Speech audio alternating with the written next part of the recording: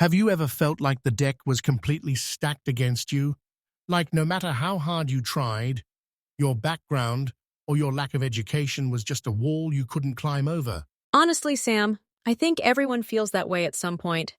It's that, what if I'm just not enough feeling, right? Especially when you look at people who've actually changed the world. That's the thing, Selena. We often see the end result and forget the starting line. Today we're talking about a man who had every reason to stay in the shadows, but became a literal dynamo. We're diving into the life of Dwight Lyman Moody, or D.L. Moody. Robin, you called him a dynamo, and that's a perfect word for someone who preached to 100 million people without a microphone. Wait, 100 million? In the 1800s? Sam, how is that even physically possible? There was no radio, no internet, no television, just lungs? Just lungs and an incredible amount of travel, Selena. But before he was this world-renowned figure, he was just a kid in Northfield, Massachusetts, born in 1837, and his life started with a crisis. It wasn't just a crisis, it was a catastrophe. When Dwight was only 4 years old, his father died suddenly. He was the sixth of 9 children. Imagine the weight on his mother. 9 kids and no father in 1841? That sounds like a recipe for absolute disaster. How did they even eat? Did they have any support at all? It was beyond difficult. Creditors actually came to the house and took almost everything they owned. They even took the firewood, Selena. Imagine being a child in a cold Massachusetts winter with no wood for the fire. That is so heart-wrenching. It's the kind of poverty that usually breaks a family. But this is where the growth mindset starts, right? He didn't have the luxury of a long education. I was going to ask him about that. If they were that poor, I assume he wasn't spending much time in a classroom. Did he even finish high school? Not even close. His formal education ended after the 5th grade. He had to work to help the family. So you have a kid with a 5th grade education and no money. Most people would say his ceiling was pretty low. But Moody had ambition. At 17, he decided he'd had enough of the farm life in Northfield. He headed to Boston to work in his uncle's shoe store. He wanted to be rich, pure, and simple. I love that honesty. He wasn't trying to save the world yet. He just wanted to sell shoes and make a name for himself. But I bet his uncle didn't just give him the job for free, right? You're right, Selena. His uncle was skeptical. He hired Dwight on one condition. He had to attend church and Sunday school regularly. It was basically a business contract for his soul. And that's the try this moment for our listeners. Sometimes the opportunities we want come with conditions we didn't expect. Moody accepted the condition because he wanted the job. So he's in Boston, selling shoes, probably being very charming because he's a dynamo. But he's also sitting in the back of a church every week. Was he actually paying attention? Initially? Probably not much. But in 1855, his Sunday school teacher, a man named Edward Kimball, did something brave. He went to the shoe store to talk to Dwight personally. I love this part of the story. Kimball was actually nervous. He paced back and forth outside the store before going in. He found Dwight in the back, wrapping up shoes. That is so relatable. We all get nervous when we have to have those deep conversations. So, what happened? Did Moody just stop what he was doing and listen? He did. Kimball spoke to him about the love of Christ, and right there, among the shoe boxes, Moody's life shifted. He was converted. But here's the interesting part. He didn't immediately quit the shoe business. No. He actually moved to Chicago in 1856 and became incredibly successful. He was a top-tier salesman. He was on track to become a very wealthy man, which was his original goal. Wait, so he was living the dream? Successful in Chicago, making money. Why would he walk away from that? Most people would just stay a successful Christian businessman and call it a day. That's a fair point, Selena. But Moody had this internal fire. He started a Sunday school in one of the roughest parts of Chicago.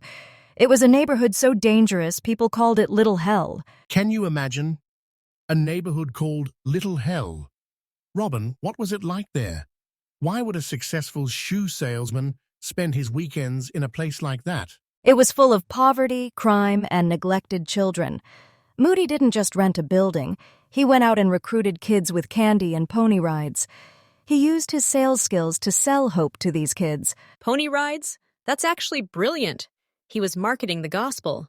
But wasn't it dangerous? I mean, if it's called Little Hell, I assume he wasn't exactly welcomed with open arms. He definitely faced resistance, but his energy was infectious. The school grew from a few kids to over 1,000. Think about that. 1,000 kids in a mission school started by a guy who only finished 5th grade.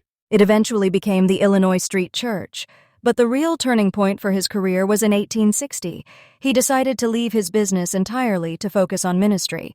He went from a high salary to living on faith. That is a huge leap. Robin, how did he support himself? Did he have a plan, or was he just winging it? It was a leap of faith, Selena. He lived very simply. He even slept on a bench in the YMCA for a while. He became the president of the Chicago YMCA later, but he started at the bottom. And then the Civil War broke out.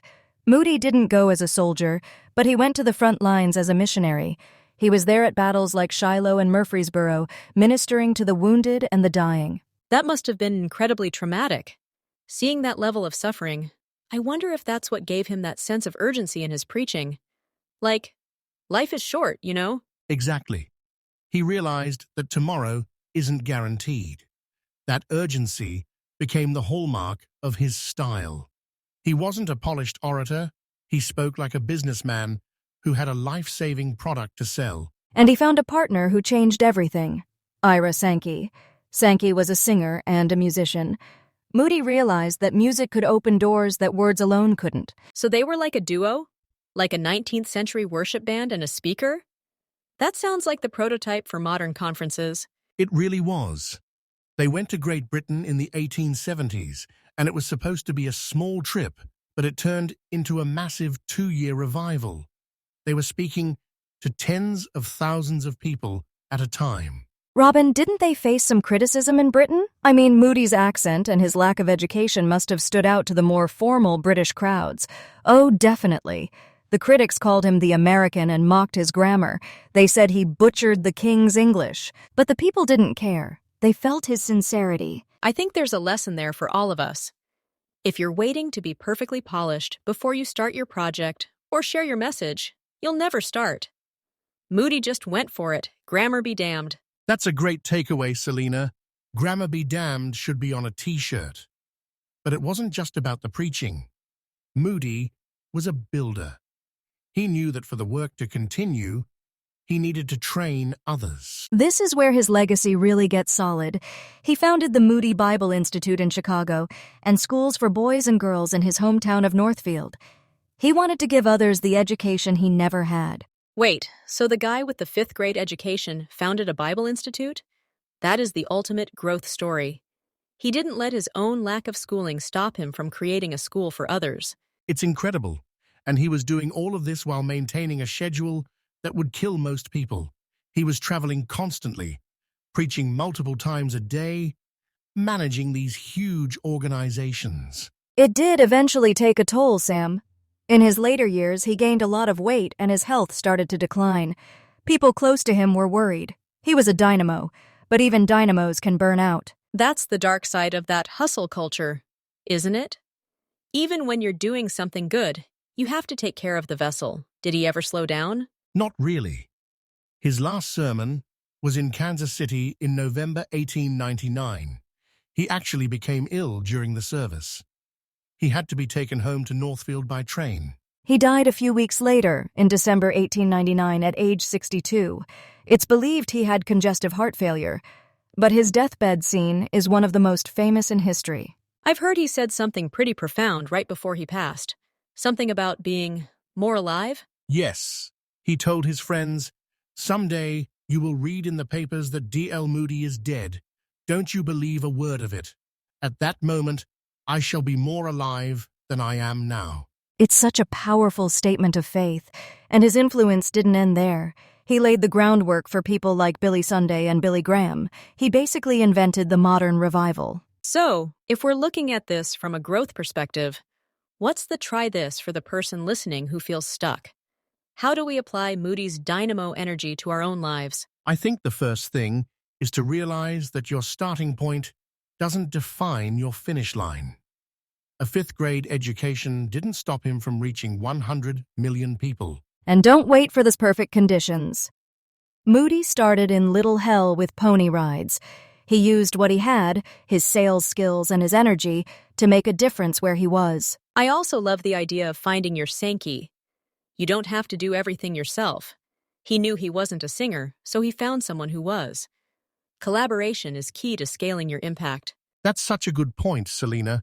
And finally, have that sense of urgency. Whatever you're passionate about, don't wait. The world is full of little hells that need a bit of light. Honestly, Sam, just thinking about his life makes me want to go out and tackle my to-do list with a lot more fire.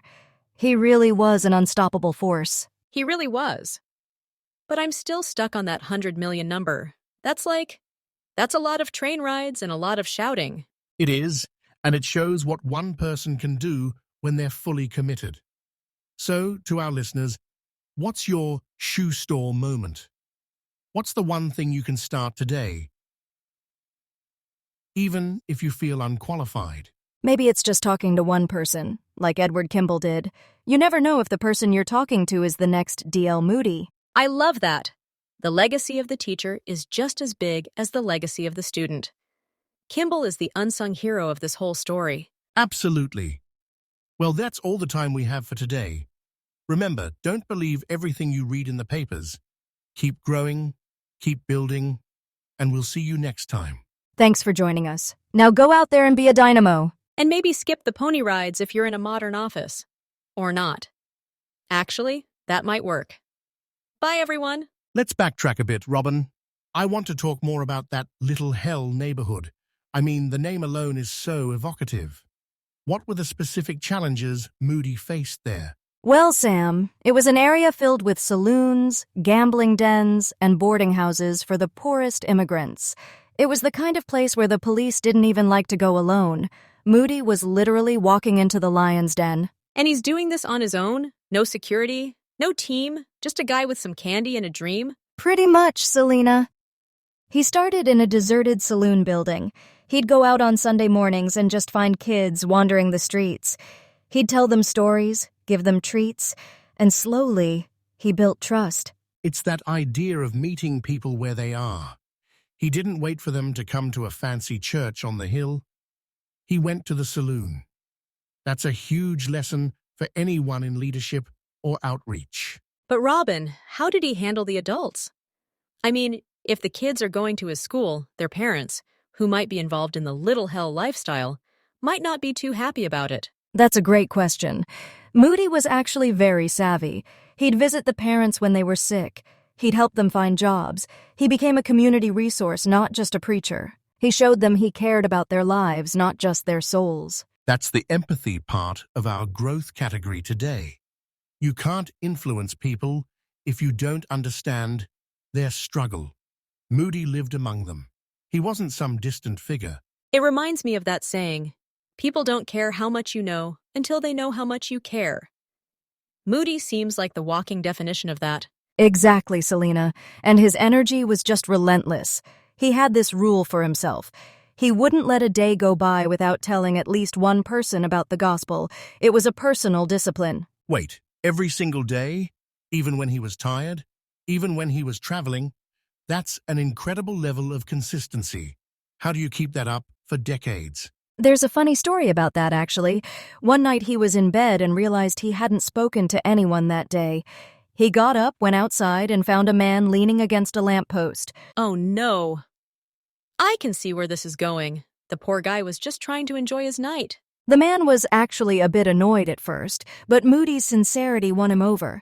It just shows that he lived by his own rules. He didn't just preach it, he practiced it. Let's talk about the transition to the mass revivals. How do you go from a Sunday school in Chicago to filling stadiums in London? That's a massive scale-up. It started with small invitations, but when he got to England, something just clicked. It was the right message at the right time. The Victorian era was seeing a lot of social change, and people were hungry for something real. And the music. We mentioned Ira Sankey earlier. Robin, tell us more about why the music was so revolutionary. Wasn't there always music in church? Not like this. Traditional hymns were often very formal and, frankly, a bit stiff. Sankey brought in gospel hymns that were more like popular songs of the day. They were catchy, emotional, and easy to sing. So they were basically using the pop music of the time to reach people. That's fascinating. It's like using social media trends today to get a message across. It's brilliant marketing, honestly. You take the message to the medium the people already enjoy. But I imagine the traditionalists hated it. They did, Selena. Some called it entertainment rather than worship.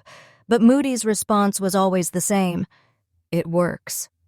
He was focused on the result, which was changed lives. I want to circle back to the Chicago fire of 1871. That was a huge moment for him, wasn't it? He lost everything he'd built in Chicago in that fire. He did. His church, his home, the YMCA, all gone in one night. It was a devastating blow. But instead of giving up, he saw it as a sign to go even bigger. That's when he decided to head to England. Wait, so his response to his life's work burning down was to move to a different country and start over? That is some serious resilience. Most people would have just sat in the ashes and cried. That's the core of the growth mindset we talk about. Resilience isn't just bouncing back, it's bouncing forward.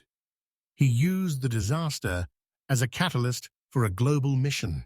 And when he came back from England, he was a superstar. He could have just retired and lived off the fame, but that's when he started the schools. He was always looking at the next generation. Robin, tell us about the schools in Northfield. Why did he choose his hometown? And why schools for girls, too? That was quite progressive for the time, wasn't it? It was very progressive. He wanted to provide education for young people who, like him, had limited means. He especially wanted to empower women to be involved in ministry and education. He saw untapped potential everywhere. He was a talent scout for the human spirit. He saw what people could be, not just what they were. Sam, I think that's a lesson for all of us in how we view our teams or even our friends. I agree. But let's get real for a second. The physical toll we mentioned, preaching to 100 million people, the constant travel. Was he a workaholic? Did he have any balance at all? By modern standards, he probably would be considered a workaholic. He often said, "I'd rather wear out than rust out." He had a drive that was hard to shut off. That's a dangerous motto, though, right? Wear out rather than rust out. It sounds heroic, but it led to his early death at 62. Exactly. I think we can admire his passion while also learning that even a dynamo needs to recharge. If he had taken more breaks, maybe he could have done another 20 years of work. That's the tension in any great life, Selena. The very thing that makes them great, that obsessive focus, is often the thing that limits their longevity. It's a trade-off he seemed willing to make. Let's talk about the Moody Bible Institute. It's still around today, obviously. What makes it unique? Why did it survive when so many other things from that era faded away? It was built on a very practical foundation. Moody didn't want it to be a place of abstract theology. He wanted it to be a training school where people learned how to actually do the work, how to teach, how to organize, how to help people. So it was like a vocational school for ministry? That makes sense. It's about the how-to, not just the what. That's why we love our try this moments on this show. Exactly. He wanted to bridge the gap between the pulpit and the street, and he did it by staying true to his roots as a salesman. He knew how to communicate in a way that regular people understood. There's a story about a young man who asked Moody for advice on how to preach. Moody told him, "Always have something to say it, and then stop." He hated long-windedness. I love that! Say it and then stop. We should probably take that advice for our podcast turns, Sam. Haha! Point taken, Selena. But before we stop, I want to talk about his final sermon in Kansas City. He was dying, basically, and he still got up there. Why? He felt he had one more message to give. He was weak, he had to sit down during part of it, but he finished. It was a sermon on excuses.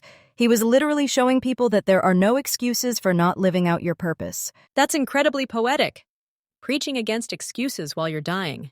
It's the ultimate mic drop, if they'd had mics back then. And then that train ride back to Northfield. It must have been a long, reflective journey. He knew it was the end. He did, but he wasn't afraid.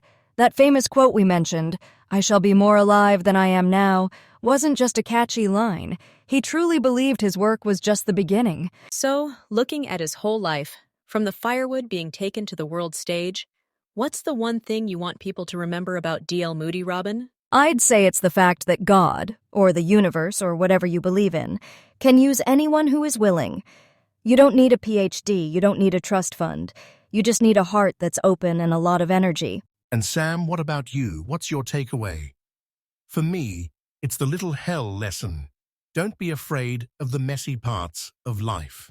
Your biggest impact might happen in the places other people are trying to avoid. I think mine is the Kimball factor. Never underestimate the power of a small, nervous conversation. It might just change the world. That's so true, Selena. We all have the potential to be a Kimball for someone else. This has been such a great deep dive. D.L. Moody's life is like a blueprint for growth through faith and hard work. Even with his flaws, his impact is undeniable. It makes me think about my own excuses. If a guy with a fifth-grade education can build a global legacy, what's stopping me from finishing my project? Exactly. No more excuses. Just like that final sermon in Kansas City. Let's wrap this up with a final try this for the week. Pick one thing you've been making excuses about, just one, and take one small step toward it today. No candy or pony rides required unless they help. I mean, I wouldn't say no to a pony ride, Sam, but I get the point. Haha, me neither. Thanks for a great conversation, guys. Moody would be proud of the energy in this room. Thanks, Robin. Thanks, Selena. And thanks to everyone listening. Go out there and be more alive today than you were yesterday. See you next time. Goodbye! Wait, before we go, I just remembered one more thing about Moody's style. Robin, didn't he have a very specific way of handling people who disagreed with him during his meetings? Oh, he was a master of the pivot, Sam. If someone tried to argue with him in the middle of a sermon, he'd often just start singing or ask the choir to sing. He knew that you can't argue with a beautiful melody. That's a genius conflict resolution tactic. I disagree with your point. That's nice anyway. Here's Wonderwall. Exactly. It's about keeping the focus on the mission. He didn't let ego get in the way of the message. He was humble enough to know that his words weren't the only way to reach people. And that humility came from his roots. He never forgot the boy in the shoe store. He never forgot the cold winters in Massachusetts. That's what kept him grounded even when he was meeting with royalty. It's a powerful reminder to stay connected to your why. Success can be a distraction, but Moody used it as a tool. That's the real growth. All right, now we really are done. Thanks again, everyone. Go find your mission. And don't forget the firewood. Actually, do forget the firewood. It's 2024. Use the thermostat, but keep the fire in your heart. Perfect. Bye for real now. Actually, Sam, I just realized we didn't talk much about his influence on Billy Graham. That's a huge part of his legacy. You're right, Robin. Let's touch on that briefly. It's like a relay race, isn't it? One generation passing the torch to the next. It really is. Billy Graham often cited Moody as one of his greatest inspirations. The whole crusade model that Graham used was basically the Moody model, just updated for the age of television. So without that shoe salesman in 1855, the entire landscape of 20th century American religion would look completely different. That's a massive butterfly effect. It really is. It shows that no action is too small. One Sunday school teacher visiting one shoe salesman, and 100 years later, millions are still being impacted. And that's why we do what we do, right? To plant seeds. We might not see the harvest, but we plant them anyway. I love that. It's a great way to end. Let's go plant some seeds. Agreed. For real this time. See you all next week.